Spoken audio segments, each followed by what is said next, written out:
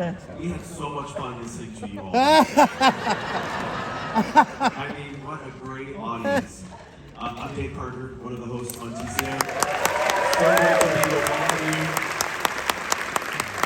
And what an honor it is for me to say, please help me welcome Kathy Bates and Reiner. Wow!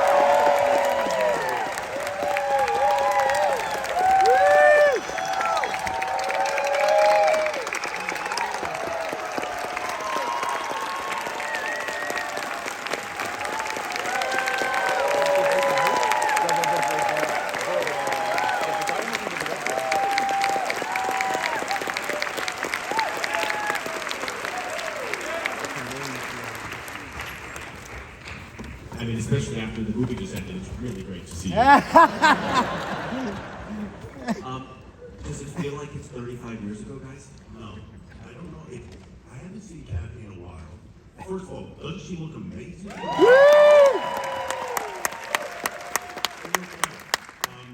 I was watching. I hadn't seen this movie in a long time.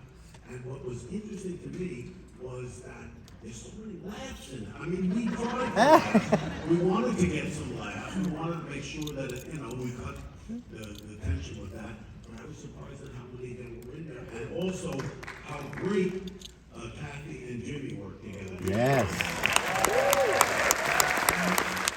And it's interesting because they come at their acting in very different ways. Kathy is a stage-trained actress. She's done brilliant work on, the stage and film and now television and Jimmy was like, didn't want any work. He just wanted instinctive. And so we found a way that we, made good compromise and we rehearsed more than Jimmy wanted and less than Kathy. But it works. And the relationship, I thought, oh man, it really does work. So, Kathy, at the time of this film, you had a Tony nomination for Night Mother, you had an Obie Award for Frankie and Johnny and Claire de Lune. How were you feeling about the way things were going professionally? Was film, I mean, you had done some film roles, of course, but was a big film role like this in your sights? No, I think actually when the book came out, a friend of mine said, this was about 4 years before we did the movie, and he said, well, when they make a movie of this, you should play it. You and Martin Sheen should play it. Oh, really? Yeah. And I said, yeah, right. Yeah. So no, I didn't know. I had come out here to do film, but I ended up doing a lot of plays at the taper off shows that I had done in New York. So no, I didn't. And Bill Goldman, who wrote the screenplay, yeah, he recommended it. He said, what would be good for this Kathy Bates? I said, wow, what a great idea, because I had seen Kathy in a number of plays on stage, and I thought, wow, that's exactly who should play this part. And I'll tell the story, I don't know if you remember this, Kathy, but you came in and to audition, essentially. And she came in, and we had a scene that we were going to read, and she started to read the scene, and she read like 2 lines, I think, 2 or 3 lines. And I said, that's enough. You can do this. And she was like, what do you mean? Like she thought, what am I, I'm cutting her off? And I said, no, you can do this. I know you can do it. And she went, really, really? And then as she walked out of the room, she said, can I call my mother? I said, yes, you can call your mother. That's so great. Kathy, do you have a recollection of your first reaction to whatever you read first, whether it was Stephen King's book or William Goldman's script, and you saw everything about Annie? Well, I read the book, and in fact, I remember being in St. Louis and us having a phone call. I don't know if you remember this, but I was doing something else, and I'm kind of a literal-minded person. And I remember saying, I don't know if it was about the guy her rolling over the guy with the lawnmower. Remember that? Yes. I was crushed because you took that out. You took that out when she rolled over with the lawnmower. And also in the book, if you read the book, and I'm sure you know, is in the Halloween scene, which is, It's hard to look at. In the book, Annie Wilkes actually chops his feet off. Oh. And it wasn't because I wanted it to be, less gruesome or whatever. It's pretty gruesome as it is. The thought I had was, he goes through this whole experience of being, essentially tortured in jail by this #1 fan, and he's wanted to break away from misery. He's written this other book, which she makes him burn, and my thought was he always wanted to just go beyond misery, and I wanted him to leave being intact, having learned. I mean, he's still hobbled and all that, but he's now a full person, so I didn't want to have him not have feet at the end. I remember you said you shouldn't have to lose something after you've learned something. That's what you felt.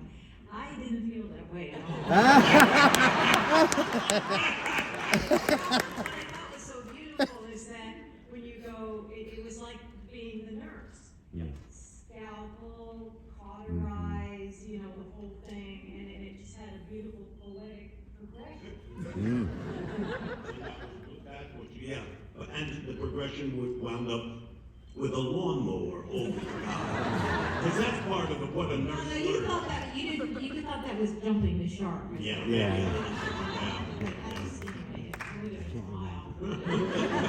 Rob, you can tell me if any of this is apocryphal, but when I went and looked at the list of people who allegedly were offered the role of Paul Sheldon, this is the list that I found. William Hurt, Robert De Niro, Al Pacino, Harrison Ford, Kevin Kline, Dustin Hoffman, Michael Douglas, Robert Redford, Gene Hackman, Richard Dreyfuss. Why did nobody want You know who you left out? Warren Beatty. Oh. And he was the most important of all of those. I did meet with Redford about it, and he was interested a little bit. I actually went back to William Hurt a couple of times, and Dreyfuss is interesting because Richard Dreyfuss, I had offered him the lead part in When Harry Met Sally, which is the film I made before this. Perfect. And so he didn't, we met a little bit, and he just didn't think it was, he said, you got a great director, but not a great script. And I thought, Jesus, Nora Ephron is a great screenwriter. So now, when Harry Met Sally comes out, a huge hit, I call him up about this, and he says, I'll do it. Whatever it is, I'll do it.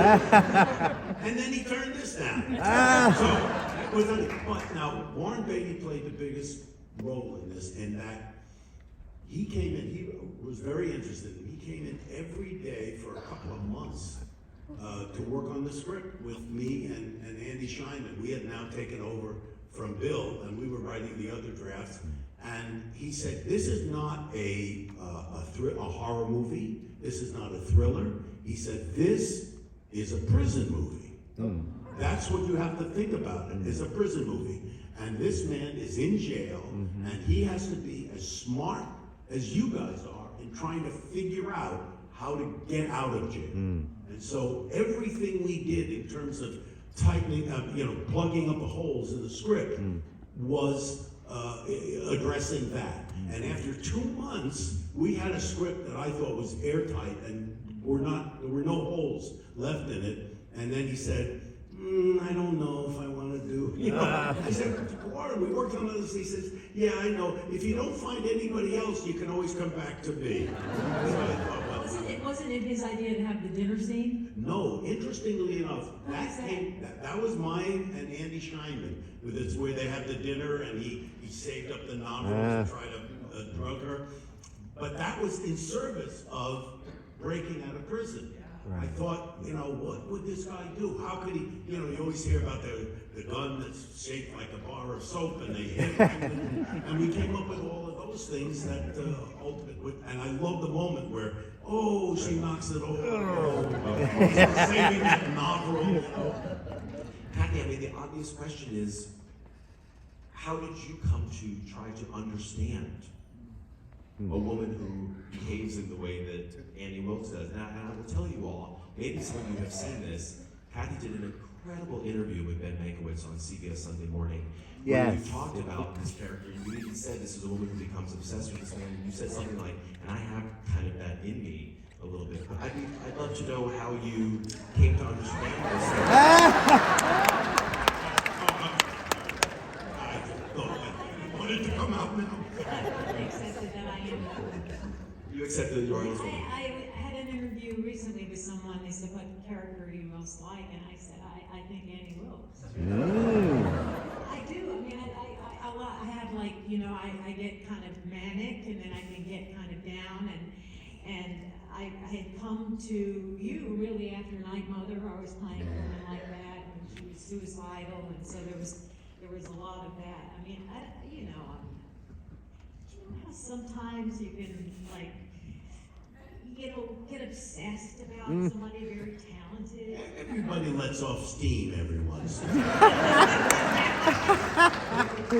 When we started working on this, Kathy, you know, she's such a dedicated actress, and she's so, you know, focused on wanting to make this work. And she said, you know, she would take the character home with her a lot of times, and she said, I can't get it out of my head, and I'm trying to, you know, and I said to her, I said, you have to trust that you have one of the great acting instruments of all time, and you can leave that character here at the studio and go home and be yourself, and don't be worried that you won't be able to pick it back up again. And I think that that's what you were able to do. She has that facility.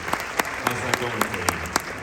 How's that prospect going for you, leaving it on the stage? Oh, yes, it was a good, yeah, that was a good note. I was just thinking about something else that you said that I thought was so helpful, is that when we first started working on it together with Jimmy, and I remember coming to you and saying, I don't know, he's not giving me anything, I'm not getting anything back, and you said, and it was because we worked so differently, Yeah. but I didn't know that. Yeah, you're right. And you said, you're coming at each other like this. Right. I was having a relationship with who I wanted him Yeah, to be, who I yeah. thought he was. Right. And so we're each just passing each other in terms of what we're trying to accomplish. Right. I'm having a relationship with who I want. Right, and you've made that up. That character's made it up.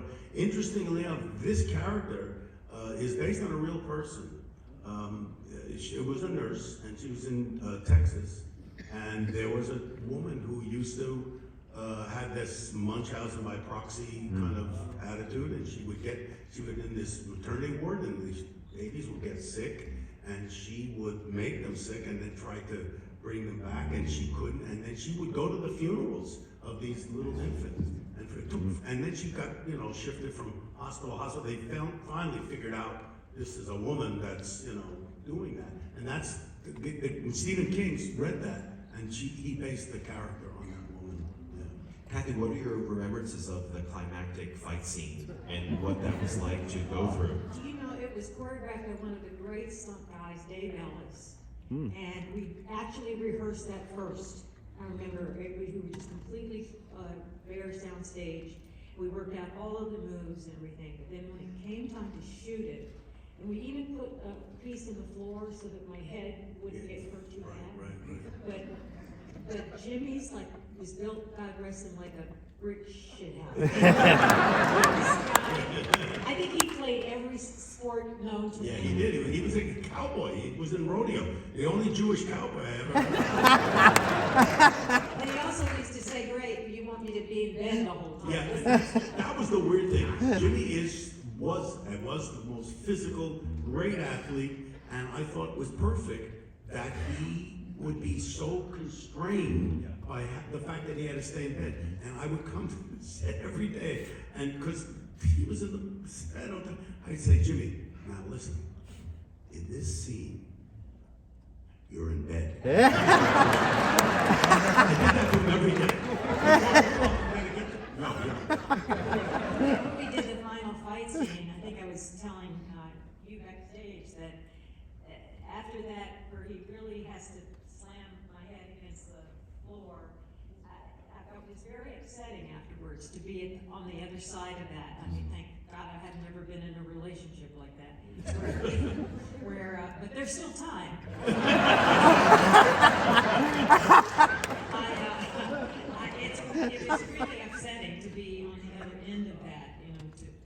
feel all of that, and, but I loved him, God rest him.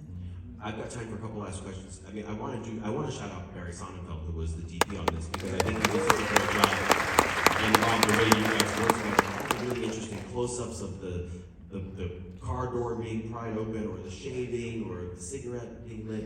I'd be curious to know, Kathy, when you saw the finished product and saw, I mean, you bring so much to this movie, and at the same time, the filmmaking enhances your performance too. What was your reaction when you saw how it all came together? I was horrified. I don't know if you ever knew that, but we went to the screening room and I left there and my face had just drained of color, and I thought, oh fuck, man. I was out at the very end of a branch and I could just hear the saw. You know, I thought this is the end of my career. Before it got started. And then look what happened, she wins an Oscar.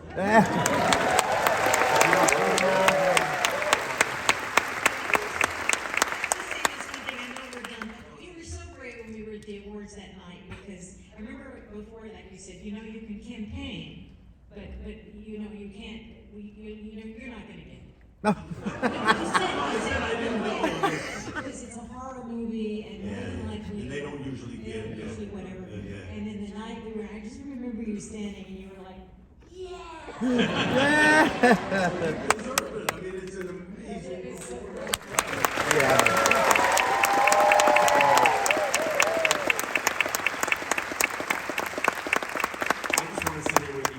But we have other movies to show. But I just want to thank Kathy Bates and Rob Reiner.